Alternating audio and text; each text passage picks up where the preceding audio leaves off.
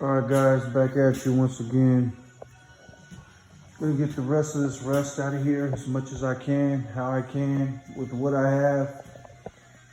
You can see it all in here.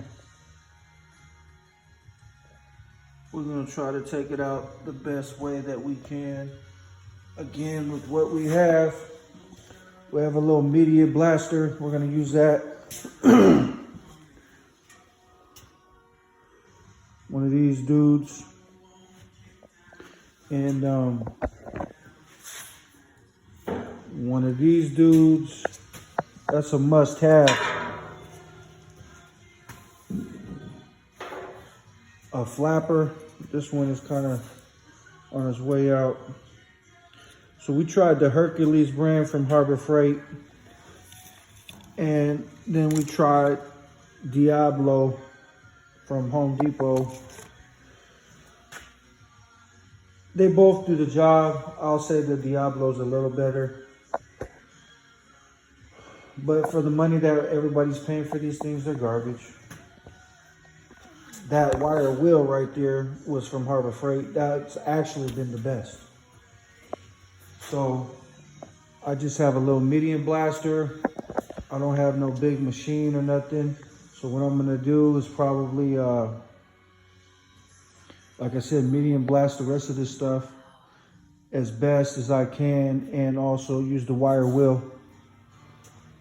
And then probably get some Pour 15 and put over it.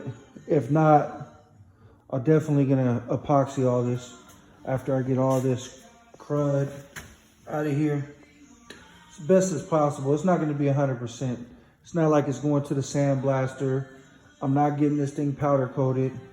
All I'm gonna do is put in epoxy, seal it, and then hit it with some black paint.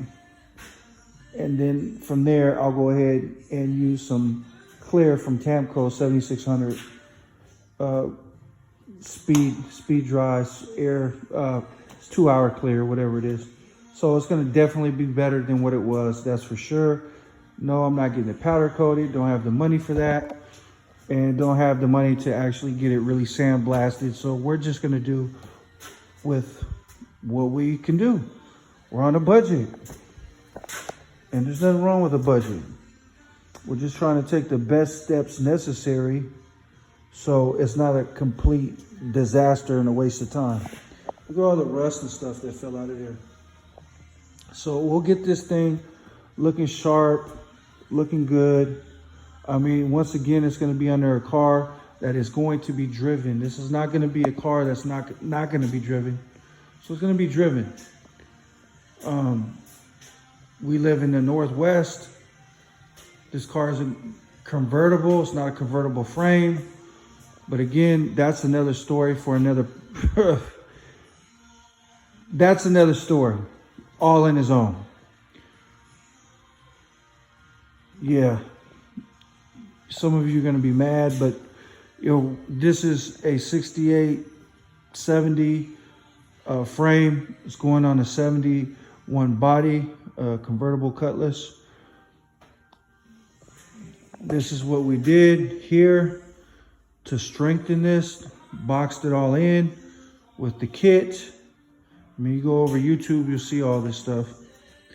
Yeah, is it gonna work? It's probably gonna work. I mean, we'll know real quick if the doors start acting funny or anything like that. Cause these box channels, I mean, let's face it, the El Camino's thicker in the frame. And the El Camino actually, the frame, my light fell down over there. Actually, the El Camino's frame is thicker. It's just like the convertible frame, but the frame is longer. It's longer in the tail section. But I'll have to show you the difference when I get the other frame out. You'll see what I'm talking about. Love it, hate it, leave it. I don't know. We're working with what we have, or maybe we'll get this all painted up, or at least epoxy, the least, get it all down to regular metal over there like that, and then put it in epoxy and sell this frame. and to get a convertible frame down in Texas, because where we're at, we can't find them.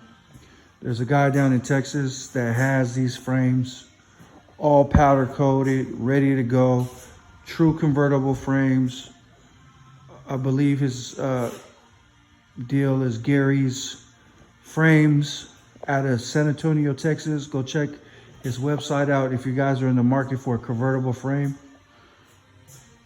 Again, this was a local frame that was purchased, and we tried to reinforce it with the reinforcement situation here that you can get off of Summit. There's a couple other people that sell these kits for big blocks to strengthen up the sides.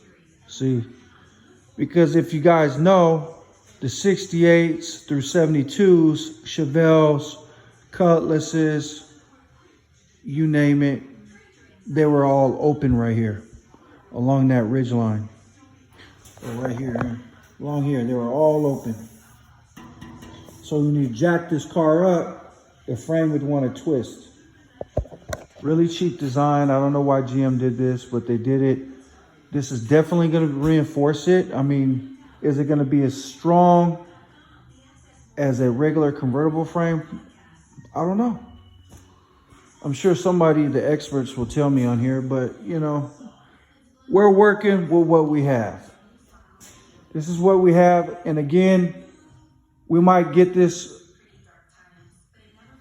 as rust-free as possible, epoxy it, put a price tag on it, and send it down the road. Again, stay blessed and don't stress, because life is too short. I'll be back at you once again with another update once we get all this crud out of here. And this is Sunday, the day before the 4th of July. And we're gonna come out here, try to get this, or I'm here now, so I guess we is me. So I'm going to try to get this out here and do what I can before the night comes. And well, again, turn you back on when there's an update.